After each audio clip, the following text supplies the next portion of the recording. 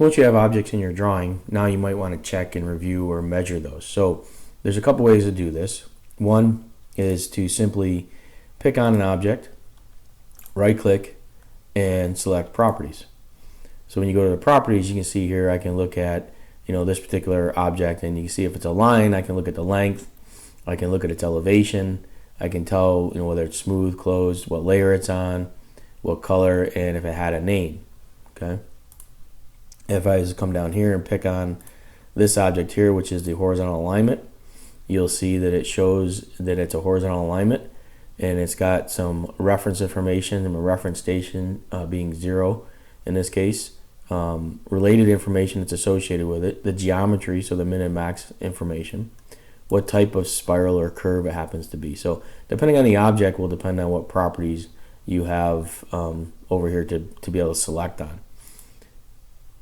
If I pick on a piece of text, you'll see the same thing. I can look at that piece of text, and I can look at its coordinates and information associated in the properties pane.